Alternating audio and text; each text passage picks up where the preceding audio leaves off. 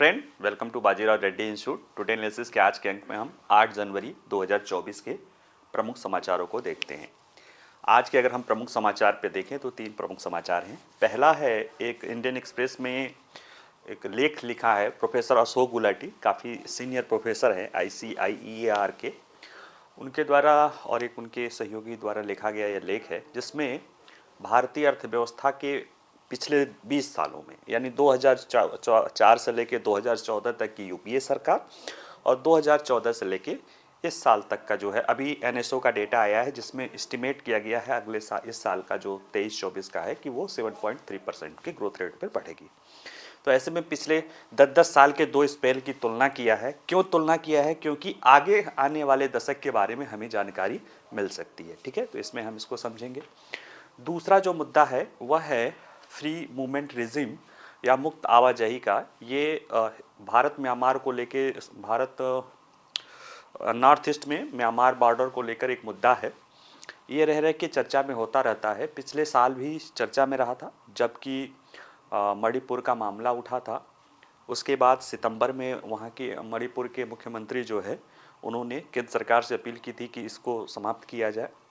अभी कुछ दिन पहले, 3-4 दिन पहले ही एक न्यूज़ आई थी कि केंद्र सरकार पूरे म्यांमार बॉर्डर पे जो है, जिसमें अरुणाचल, नागालैंड, मिजोरम, मणिपुर और मिजोरम, इन चारों स्टेट में जो बॉर्डर है 1643 किलोमीटर, उसमें बाढ़ लगाएगी। ठीक है, इसको लेके बातें चली रही थी। तो एक कल या परसों, मतलब जो मिजोरम के मुख्यमंत्री हैं वो प्रधानमंत्री से मिलते हैं और इसको लेके वो अपनी कह सकते हो कि अपनी समस्याओं को बताते हैं। इसी को लेके कई दिनों से न्यूज़पेपर में था, फाइनेंशियल टाइम्स में, द फाइनेंशियल एक्सप्रेस, जो इंडियन एक्सप्रेस का ही एक वर्जन है, उसमें आज एक रिपोर्ट लिखी थी, तो उस पर हम चर्चा करेंगे। और जो तीसरा समाचार है वह है साइबर अपहरण। ठीक है, साइबर किडनैपिंग का मामला, ये काफ़ी दिन, 3-4 दिन से मुद्दा है, तो एक टेक्निकल इशू है, इसको समझते हैं और इसमें आगे आपको किस तरह की सावधानियां बरतनी है। तो ये एक एजुकेशनल तो है ही है, साथ साथ एक आम लोगों के लिए भी है कि कैसे इससे हम बच सकते हैं। ठीक है, आइए चलिए पहला देखते हैं मुद्दा। पहला है, ये गुलाटी है, भारतीय अर्थव्यवस्था का प्रदर्शन पिछली सरकारों की तुलना में, यानी यूपीए की सरकार और वर्तमान सरकार, या मोटा मोटा कर सकते हैं कि पिछले 20 सालों में जो 2 सरकारें रही हैं, 5-5 साल के 2 स्पेल में, इनके प्रदर्शन, इनके दौरान जो है अर्थव्यवस्था को लेकर क्या क्या प्रदर्शन रहा है, इसको समझने की कोशिश करते हैं। जैसे ये खुद ही बताते हैं, आप लोग को मैं भी पढ़ाता हूँ, सब दुनिया बता रही, IMF बता रहा है कि भारत जो है G20 में सबसे तेज़ी से वृद्धि दर वाला देश है, आगे भी रहेगा। हमारा जो अर्थव्यवस्था का पिछले साल हम 7.2% से बढ़े हैं। इस दौरान जो है जो तिमाही का आंकड़ा है वो 7.8%, 7.6% है। अभी जो NSO ने लेटेस्ट डेटा दिया है वो 7.3% का दिखा रहा है। ये सारी चीज़ें बता रही हैं कि हम बेहतर स्थिति में हैं। ठीक है, GDP हमारी 4 ट्रिलियन ऑलमोस्ट होने वाली है, 5वीं अर्थव्यवस्था है दुनिया की।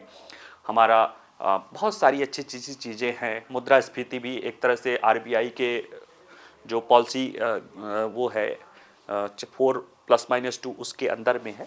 ऐसे में आशावाद तो बहुत है, लेकिन क्या ये सब कुछ अच्छा ही है भारतीय अर्थव्यवस्था को लेके? तो ऐसा नहीं है, कई सारी कमियां हैं। जैसे कि एक तो RBI गवर्नर ने खुद ही कहा है कि बैंकिंग सेक्टर को लेके जो अनसिक्योर्ड लोन की समस्या है वो एक इशू है, और विभिन्न जो विपक्षी दल है उनके द्वारा कई सारे मुद्दे को उठाते रहें, जैसे कि गरीबी का मुद्दा है, जैसे कि बेरोजगारी का मुद्दा है, जैसे कि आय की असमानता का मुद्दा है, या लोकतांत्रिक मूल्यों की कमी का। तो लोकतांत्रिक मूल्यों का होता है, हम यहाँ पे इकोनॉमी वाले में चर्चा नहीं इन्होंने किया है, ना हम यहाँ पे करेंगे, उचित भी है, लेकिन बाकी सारे पहलू को देखेंगे कि क्या क्या ये सही ही है। ऐसे में जरूरी है कि पिछले 20 सालों में, यानी 4 से लेके 14 और 14 से लेके 23 लास्ट, यानी जो ऑलमोस्ट 24 यानी 10 सालों का तुलना करेंगे तो हम समझेंगे कि दोनों सरकारों में क्या स्थिति रही है, और इससे अनुमान मिलेगा कि आगे क्या होना चाहिए या क्या होगा। ठीक है, आइए हम इसको गहराई से थोड़ा समझते हैं।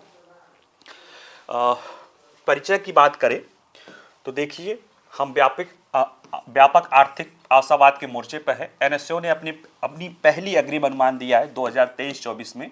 इसने बताया कि जीडीपी वृद्धि दर 7.3% रहने की अनुमान है, और जो एक्चुअल डेटा पिछले 2022-23 के लिए था, ये तो 7.3 है, ये 2023-24 के लिए है, वो था 7.2%। ठीक है, तो कहीं ना कहीं उससे 1% ज़्यादा का अनुमान किया गया है। हालांकि अभी एक्चुअल डेटा आना बाकी है, वो मई में आएगा, लेकिन फिर भी जो पिछले 2 तिमाहियों का आंकड़ा है वो तो 7.7% का बता रहा है। और भी सारी चीज़ें हैं वो ये बता रही हैं कि निश्चित रूप से कंफर्टेबली ये डेटा प्राप्त किया जा सकता है। इसी तरह से देखिए, हमारा जो सेंसेक्स है 72,000 का आंकड़ा पार कर गया है। ठीक है, हमारा जो विदेशी मुद्रा भंडार है वो अब तक का सर्वाधिक 620 बिलियन डॉलर को पार कर गया है। ये सारी चीज़ें हैं। मुद्रास्फीति की दर अगर देखें तो जो 4+-2 का है, यानी अभी देखा जाए तो ये 5.4% है, इसमें नहीं दिया गया है लेकिन बता रहा हूँ, और वो देखिए तो 6% के दायरे के अंदर है। तो ये सारी चीज़ें बता रही है कि बहुत बेहतर स्थिति है। आईएमएफ बता रहा है कि भारत G20 का जो है सबसे तेज विकसित होता देश है, आगे भी होगा। और ये सारी चीज़ें कहीं ना कहीं भारत को लेकर एक आशावाद पैदा कर रहा है। और सरकार ने 2023 से लेकर जो है 2047 का जो 25 साल का वर्ष है उसे एक अमृत काल के रूप में, कि भारत एक विकसित देश एक विकसित देश बनाने का लक्ष्य लेकर सरकार चल रही है। ठीक है, इसमें कोई बुराई नहीं है, लेकिन समझना है कि क्या सब कुछ अच्छा ही है, क्या सब कुछ फील गुड ही फैक्टर है, या कुछ चुनौतियां भी है भारतीय अर्थव्यवस्था को लेके। तो अगला प्रश्न है कि क्या भारतीय अर्थव्यवस्था में सब कुछ अच्छा है? नहीं, सब कुछ अच्छा हो ऐसी बात नहीं हो सकती है। किसी को भी लेके कुछ न कुछ कमियां बनी रहती है। कुछ स्ट्रक्चरल कमियां रहती हैं और कुछ तात्कालिक कमियां रहती है। ठीक है, हम अभी व्यवहारिक वैश्विक कारणों को छोड़ देते हैं कि वैश्विक जो परिस्थितियां हैं उनमें हमारा कोई बहुत ज़्यादा बस नहीं है, इसलिए हम उनको छोड़ देते हैं। घरेलू स्तर पे अगर देखा जाए तो हमारा बैंकिंग सेक्टर बेहतर काम कर रहा है, लेकिन हम अभी जैसे पिछले क्लासेस में ही आपको पढ़ाए थे कि आरबीआई ने कहा है कि जो हमारी जो बैंकिंग सेक्टर में ऋण का दर बढ़ रहा है उसमें जो अनसिक्योर्ड लोन है, यानी जो क्रेडिट कार्ड और जो पर्सनल लोन है, उसकी हिस्सेदारी 30% के दर से बढ़ रही है, जबकि नॉर्मल ऋण जो है 15% के आसपास ग्रोथ रेट है। यानी कहीं ना कहीं ये बैंकिंग सेक्टर पे एक एक्स्ट्रा प्रेशर क्रिएट कर रहा। भविष्य में इनके डिफॉल्ट होने की संभावना रहती है क्योंकि ये अनसिक्योर्ड है। हालांकि हमारा बैंकिंग सेक्टर, उसका कैपिटल एडिक्वेसी रेशियो और जो भी पैरामीटर्स हैं उसके अनुसार वो पूरी तरह से संतुलित है और बेहतर स्थिति में है। ठीक है, लेकिन ये एक चुनौती तो है ही है। दूसरी बात जो है, जो राजनीतिक रूप से लगाते हैं लोग, एक है कि उच्च बेरोजगारी दर है। हालांकि आंकड़ा उसमें घटता रहता है, लेकिन हाँ पिछले सरकार में अगर देखा जाए तो इस सरकार में थोड़ी बेरोजगारी दर का आंकड़ा अभी तो ठीक हो गया, लेकिन कुछ पहले तक कोरोना के बाद तक 20-21% पहुंच गया था, जो एक चिंता का विषय है। इसीलिए कुछ लोग इसको जॉबलेस ग्रोथ कहते हैं। हमारे पूर्व आरबीआई के पूर्व गवर्नर हैं रघुराम राजन, उन्होंने किताब में लिखा, उस तरह की बातें की है। तो ये भी पहलू जानना चाहिए। उच्च मुद्रास्फीति है, हालांकि ये अभी 4+-2 की जो स्थिति है उसके अंतर्गत ही है, लेकिन फिर भी अगर विपक्षी दल आलोचना लगा रहे हैं तो हम उसकी भी तुलना करके देखेंगे। और लोकतांत्रिक मूल्यों की हानि इत्यादि की ओर इशारा करता है। अब ये पहलू किसी और पॉलिटिकल मुद्दे पर कभी चर्चा कर लिया जाएगा, लेकिन बाकी इन मुद्दों को हम देखते हैं कि क्या है, क्योंकि अगर हमें इन्हें समझना है कि अच्छा और बुरा क्या हो रहा है तो पिछले तुलना करना पड़ता है। तो जो वैज्ञानिक अध्ययन में तुलनात्मक अध्ययन भी एक पद्धति होती है जिसमें पिछले सरकारों का तुलना करना, पिछले किसी पर्टिकुलर टाइम का अगर आप तुलना करके सही तस्वीर प्रस्तुत कर सकते हैं। फिर प्रश्न है कि हम कॉम्पिटिटिव एग्जाम की तैयारी करने वाले इसकी क्या ज़रूरत है? इसकी ज़रूरत यह है कि इससे हमें भविष्य की होने वाली जो अच्छाई है तो वह चलती रहेगी, लेकिन जो कमियां रह जाएंगी उसको दूर करने में हम सलाह दे सकते हैं। हम एडमिनिस्ट्रेटर बनना चाहते हैं तो सलाह देते ही हैं, और ये भी इन्होंने दिया है। तो इसको हम समझते हैं कि अर्थव्यवस्था के प्रदर्शन को लेकर वर्तमान सरकार और पिछली सरकार की तुलना। देखिए, ये पूरा इन्होंने डेटा दिया है, उसमें आंकड़े हैं, आप इसको देखिएगा। तो ये देखिए, जब गरीबी की जो है स्थिति है, इसमें मेन जो इनका फोकस्ड है वो दिखाना है कि गरीबी को कम करने की स्थिति में दोनों सरकारों में क्या क्या हुआ है। ठीक है, तो वो चीज़ें यहाँ पे दिखाई दे रही है। एक है कि पावर्टी रेट ये ब्लू से है ऐसे, फिर यहाँ से 2009 से ऐसे चल रही है एक देर, और दूसरा जो है ये पॉपुलेशन लिविंग इन पावर्टी, कितने पॉपुलेशन पावर्टी में रह रही है, तो ये देखेंगे। तो आप ग्राफ देखेंगे तो समझ में आ रहा है कि एक ठीक है चल रहा है, लेकिन यहाँ से घटते घटते 2018 के बाद ये दोनों आंकड़े बढ़ने लगे हैं, यानी गरीबी का परसेंटेज एब्सोल्यूट लेवल पे और जितनी जनसंख्या रहती है दोनों बढ़ने लगे हैं। कहीं ना कहीं इसमें 2020 और 21 का समय महत्वपूर्ण है, फिर धीरे धीरे कमी आ रही है।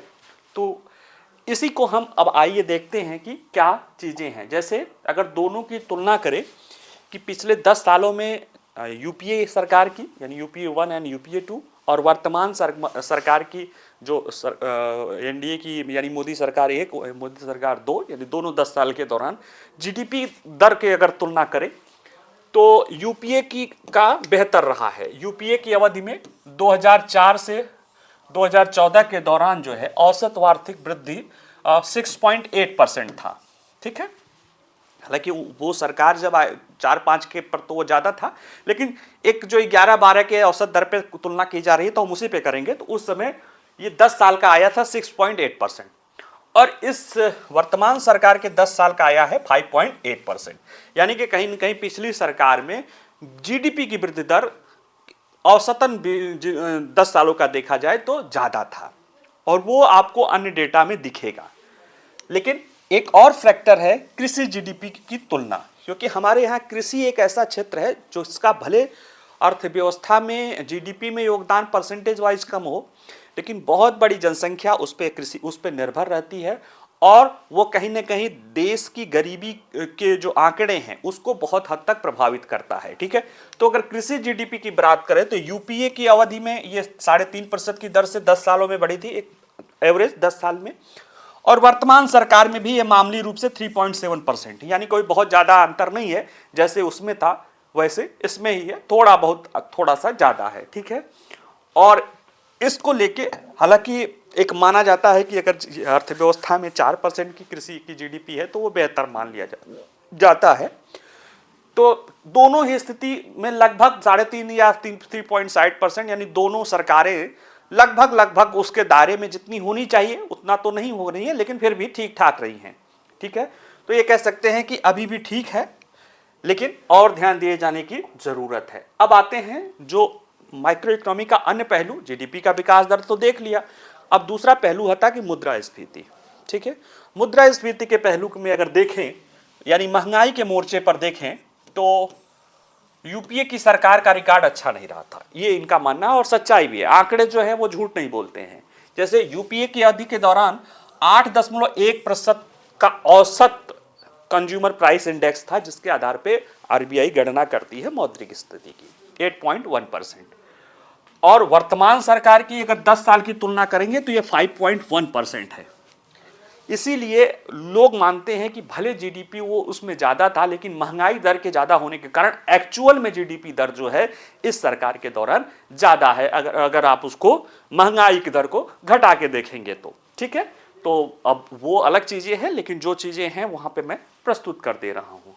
खाद्य मुद्रास्फीति, यानी मुद्रास्फीति में भी जो खाद्यान्नों की मुद्रास्फीति है उसके आंकड़े तो और भी खराब थे, उनका 9.2% था, यहाँ पे 4.9% है, यानी कहीं ना कहीं इस 10 सालों में मुद्रास्फीति की दर नियंत्रित रही है, कमोवेश रूप से नियंत्रित रही है, और 5.1% का मतलब है कि जो आरबीआई ने 4+2 है उसके +2 है उसी के दर में रह रही है। ठीक है, अब अगला है कि जो महत्वपूर्ण है, एक तो चलो गरीबी और जीडीपी तो है ही है।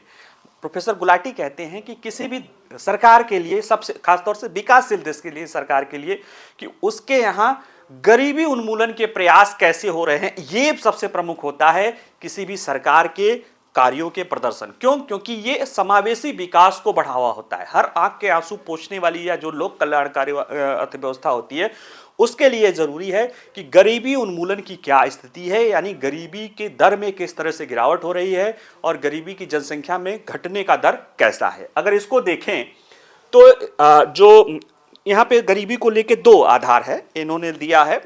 एक है, पहले थोड़ा सा बता दूं, एक है कि जो आय के टर्म में गरीबी है, विश्व बैंक जो है आय के टर्म में गरीबी का करता है, और 2.15 पर डे पर प्रतिदिन का, यानी $2.15 के प्रतिदिन की आय को वो परचेसिंग पावर पैरिटी के आधार पे, यानी कि हो सकता है जैसे डॉलर अमेरिका में कुछ ज़्यादा हो, वहाँ पे कम खरीदता हो, $1 यहाँ पे ज़्यादा खरीदता हो, तो पीपीपी के जो है प्रति व्यक्ति पर जो है $2.15 के आधार पे जो है, तो उसके आधार पे निकाला जाता रहा है। ठीक है, तो इसमें जो डेटा है वो बता रहा है कि जब 2004 था, यानी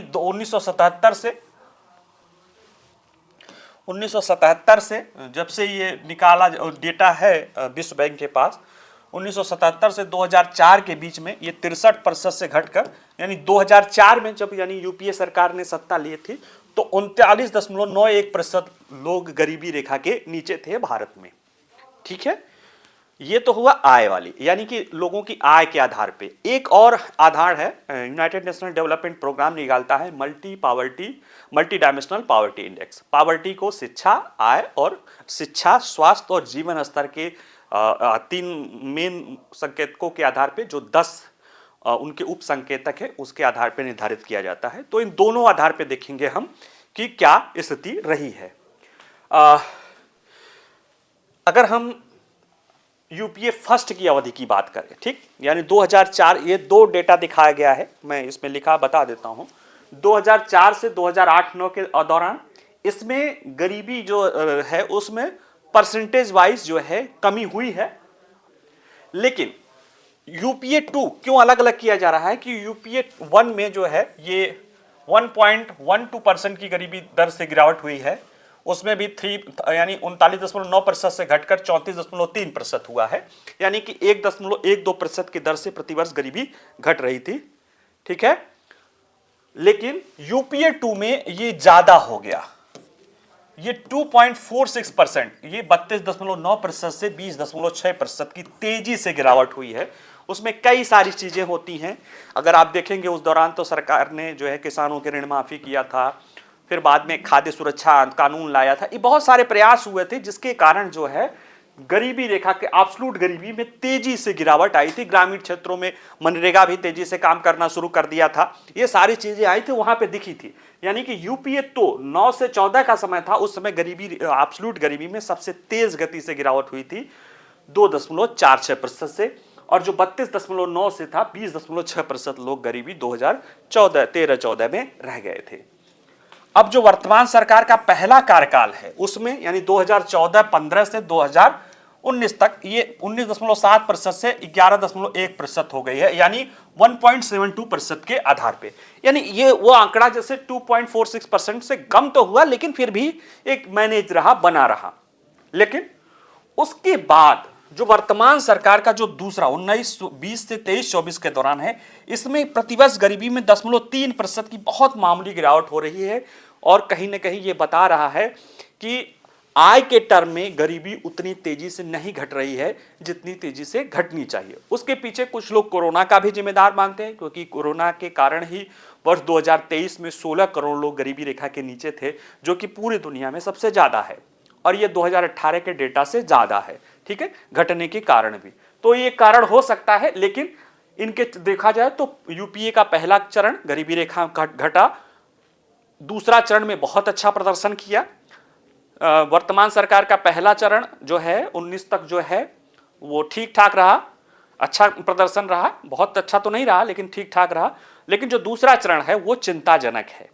ठीक है, और ये चिंताजनक है तो हमें इस पर प्रयास करना पड़ेगा, इसीलिए हम तुलनात्मक अध्ययन करते भी हैं कि हमको समझना पड़ेगा कि आखिर दूसरे चरण में ऐसा क्या हुआ, क्या रह गया, क्यों नहीं हुआ। अगर उसके कारणों को देखें तो इसकी चीजें और आंकड़े, जैसे पुरुषों के लिए वास्तविक कृषि मजदूरी वृद्धि, देखिए भारत की वर्तमान में 45% जनसंख्या अपने श्रम के लिए कृषि क्षेत्र पर निर्भर करती है, और उसमें वृद्धि दर तो देखे रहे हैं कि 3.5 3.7 था। लेकिन एक आंकड़ा और है कि कृषि मजदूरों की आय कैसे बढ़ी, यानी जो लोग उसमें काम कर रहे थे उनकी आय में कैसे वृद्धि हुई, जिसके कारण वास्तव में देखा जाए तो गरीबी के जो आय टर्म वाली कमी होती है वो देखा जाता है। उसमें देखा गया कि यूपीए के 2 कार्यकाल के दौरान इसमें 4.1% की वृद्धि, यानी पिछले 10 सालों में 4.1% की वृद्धि हुई। लेकिन वर्तमान सरकार में यहां पे कमी रह गई और इस सरकार के 10 साल की अवधि के दौरान केवल 1.3% की औसत वृद्धि देखी गई है किसानों की, जो कृषक श्रमिक है उनकी, पुरुषों की, जो कहीं ना कहीं आय के स्तर को जो कह सकते हो गरीब जो बिल्कुल निचले स्टेटा पे है उनके लिए, इसी को आधार बना के विपक्षी दल और बहुत सारे दल आलोचना लगा रहे हैं कि सरकार के दौरान, इस सरकार के दौरान गरीबी बढ़ रही है। जबकि ऐसा नहीं है, घट रही है लेकिन कम दर से घट रही है। और एक और डेटा है जो है एमपीआई के आधार पे, वो हमने आपको बताया ही है। इसमें भी उन्होंने बताया कि इसके आधार पे बेहतर प्रदर्शन तब भी हो रहा था, अब भी हो रहा है। हालांकि अब भी जो है करीब 15 करोड़ लोग गरीबी रेखा के नीचे हैं। एब्सोल्यूट टर्म में भी 16 करोड़ है और मल्टी पावर्टी इंडेक्स के रूप में जो है 14 करोड़ 96 लाख है, यानी कुल मिला के 15 करोड़ लोग मल्टी डायमेंशनल पावर्टी इंडेक्स के रूप में गरीबी रेखा के नीचे हैं, जिसमें दोनों सरकारों ने बेहतर प्रदर्शन एमपीआई के आधार पर किया है। वर्तमान में जो इसमें बेहतर प्रदर्शन दिख रहा है वो इसलिए क्योंकि शिक्षा, स्वास्थ्य और अन्य क्षेत्रों में जो बहुत सारे कार्य चल रहे हैं उसके कारण ये चीजें दिख रही है। अब प्रश्न है कि आगे क्या, जो कमी रह गई ठीक है, अर्थव्यवस्था चल रही है, जो है मुद्रास्फीति ठीक है, सब बढ़िया है, लेकिन जो कमी रह गई है कि जो आय के आधार पे जो गरीबी रेखा उतनी दर से नहीं घट रही है, या जो श्रमिकों की आय नहीं बढ़ रही है, उसके लिए क्या करना होगा, उसके लिए सरकार को ध्यान देने की जरूरत है। और ये प्रोफेसर गुलाटी बताते हैं कि इसके लिए जरूरत है कि नीति को रोजगार गहन विकास को बढ़ावा देने पर ध्यान केंद्रित करने की आवश्यकता है। ग्रामीण क्षेत्रों में कौशल निर्माण से लोगों को कृषि से बाहर शहरी क्षेत्रों में उच्च उत्पादकता वाली कार्यों में उनको लगाया जा सके, ताकि उन्हें सक्षम बनाया जा सके। साथ ही जो कमजोर लोग हैं, जिनको अभी राशन आदि दे रहे हैं, उनको प्रत्यक्ष आय हस्तांतरण में मदद मिल सकती है। डायरेक्ट बेनिफिट ट्रांसफर जो किया जा रहा है उससे मदद मिल सकती है। ठीक है, इसलिए अगर आप देखिएगा प्रधानमंत्री विश्वकर्मा योजना जो लाया गया है वो क्या है, स्थानीय लेवल पे, जो ग्रामीण स्तर पे, स्थानीय स्तर पे जो लोग हाथ से काम करते हैं उनके अपलिफ्टमेंट के प्रोग्राम है। ऐसे कई सारे प्रोग्राम, क्योंकि सरकार को भी पता है कि इस सेक्टर में उसका कहीं ना कहीं विकास हो रहा है, सब कुछ हो रहा है, लेकिन जो हमारे निचले स्तर पे काम करने वाले लोग हैं उनकी आय उस स्तर पे नहीं बढ़ रही है जिस स्तर पे बढ़नी चाहिए। ऐसे में उनको क्या भाई, किसानी से उनको बढ़ा के कुछ अलग क्षेत्रों में, यानी उनको हुनर सिखाओ, जो हुनरमंद है उनके हुनर को और बेहतर करो, या एग्री प्रोसेसिंग इंडस्ट्रीज आदि में इस तरह के कार्य करके ये चीजें किया जा सकता है। ठीक है, चलिए अगला न्यूज देखते हैं। अगला न्यूज है फ्री मूवमेंट रेजिम। ये काफी दिन से चर्चा में है, करीब एक सप्ताह से तो ऐसे ही चर्चा में है कि जब ये भी एक न्यूज आया था कि केंद्र सरकार जो है इसको समाप्त करके जो है म्यांमार बॉर्डर पे जो है बाड़ लगाने की योजना है। अभी 1643 किलोमीटर जो भारत म्यांमार का बॉर्डर है उसमें केवल 10 किलोमीटर को छोड़कर ज़्यादातर जो है बिना बाढ़ के हैं और सब जंगली क्षेत्र है, पोरस बॉर्डर है, इधर से उधर लोग आते जाते रहते हैं। एक व्यवस्था भी है फ्री मूवमेंट रेजिम, जिसमें दोनों तरफ के 16 किलोमीटर के जो लोग हैं, 16 किलोमीटर बॉर्डर के एरिया के दोनों तरफ के जो लोग हैं उनको एक पास होता है जिसके दौरान वो आसानी से एक दूसरे के मतलब सीमा को पार कर सकते हैं।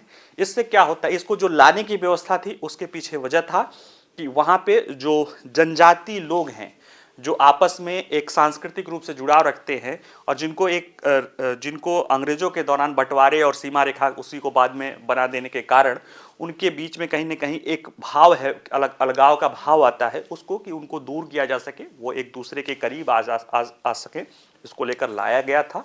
हालांकि कई सारी कमियों के कारण इसकी आलोचना की जाती रही है और सरकार अब इस व्यवस्था को समाप्त करके बाड़बंदी करने की बात कर रही है। इसको लेकर अभी हाल ही में 1-2 दिन पहले ही मिजोरम के मुख्यमंत्री इसके विरोध में प्रधानमंत्री से मिलते हैं, उन्होंने कई सारी बातें करते हैं और प्रधानमंत्री जी से जो उन्होंने कहा कि प्रधानमंत्री जी ने कुछ उन्हें सुझाव दिए हैं।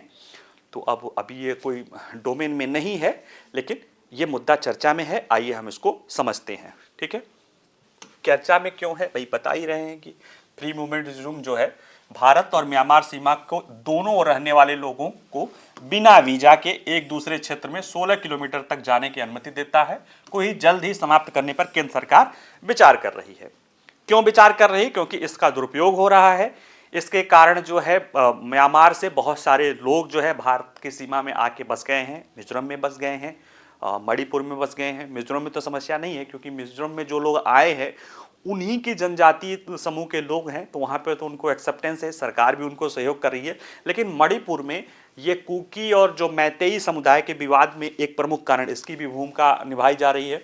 और कई सारी, जैसे अभी यूनाइटेड नेशन का जो ड्रग्स कंट्रोल पे जो आंकड़े है वो भी ये बता रहा है कि म्यांमार में अभी भी ड्रग्स का उत्पादन बड़ी तेजी से हो रहा है, और उसके कारण, ये सीमाओं के खुले होने के कारण भारत में भी ड्रग्स के व्यापार और कई सारे इलीगल एक्टिविटीज इसमें हो रहे हैं। ऐसे में सरकार इसको बंद करना चाह रही है, लेकिन इसका विरोध भी हो रहा है कि इसको न बंद कर दिया जाए। खास तौर से वो लोग जो इस व्यवस्था से फायदे में थे वो इसका विरोध कर रहे हैं। वो हैं जो कम्युनिटी, जे ओ, इसमें मिजो, कुकी और चिन, कुकी चिन ये सब मिला के कुकी जिन या जो समूह कहता है, इनके द्वारा सरकार से मांग की जा रही है कि सरकार ऐसा न करे। उनको जो ये मिली हुई व्यवस्था है जिससे कहीं न कहीं उनके आपस के लोगों का सांस्कृतिक जुड़ाव होता है, उसको ब्रेक करने की न करे, कोई और विकल्प व्यवस्था अपनाए ताकि वह उनके अपने हित भी सुरक्षित रह सके, अपने जो उनके, और सरकार अगर जो देश की सुरक्षा है, वो लोग भी कह रहे हैं, जो समुदाय हैं कि वो लोग भी मानते हैं कि कहीं ना कहीं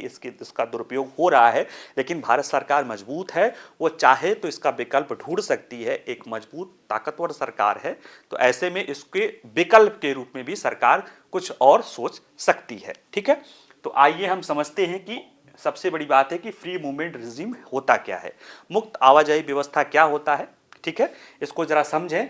तो ये देखिए, पहले जो भारत और म्यांमार के बीच जो सीमा है वो 1643 किलोमीटर की सीमा है। 4 राज्यों में होती है, मिजोरम, मणिपुर, नागालैंड और अरुणाचल प्रदेश।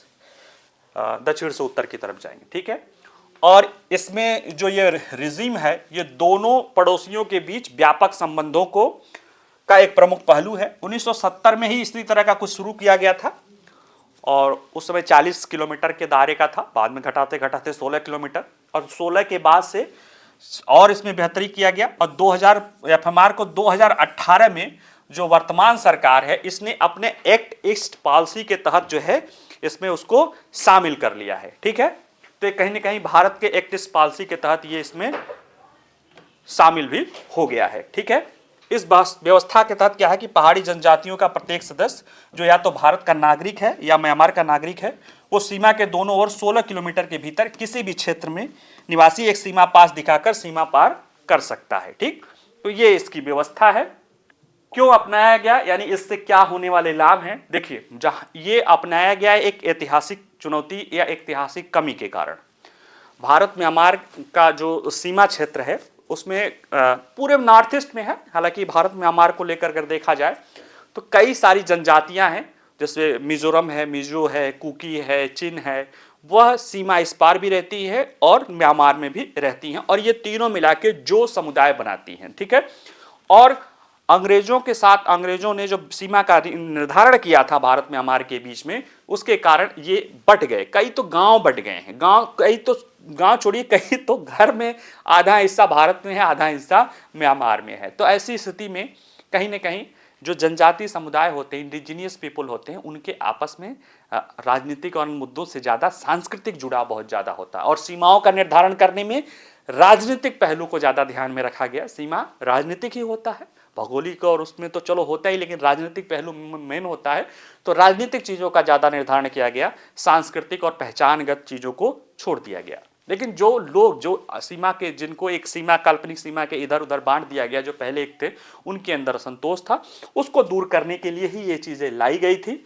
और इसका जो सबसे ज़्यादा फायदा होता है वो कह सकते हो कि जो मिजोरम में कुकी और चिन, जिन्हें सामूहिक रूप से जो कहा जाता है, इनके द्वारा मांग की जाती रही है, और ये इधर भी हैं, उधर म्यांमार में भी हैं।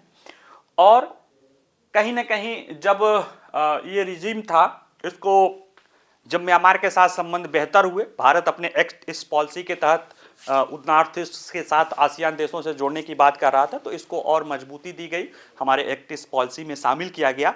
लेकिन इसकी कमियां भी दिखाई गई। इसकी सबसे बड़ी कमी क्या है कि इसके कारण इसका दुरुपयोग किया गया, इलीगल जो है व्यापार इससे होता रहा है, ट्रैफिकिंग होती रही है। ड्रग्स की ट्रैफिकिंग बहुत बड़ी समस्या है, बहुत सारी समस्याओं से ड्रग्स की ट्रैफिकिंग बहुत बड़ी समस्या है। 2021 में म्यांमार में जुंटा के सरकार आने के बाद बहुत बड़ी संख्या में लोग जो है भारत में आते हैं, और खास तौर से उन क्षेत्रों में जहां पे उनकी, जैसे मिजोरम में उनके लिए समस्या नहीं है, लेकिन जहां पे मणिपुर की जो हिंसा है उसमें कहीं न कहीं वहां के आए हुए जो है कुकी चिन समुदाय का वहां पे पहाड़ों में बसना और मैती समुदाय का विरोध एक प्रमुख कारण रहा है।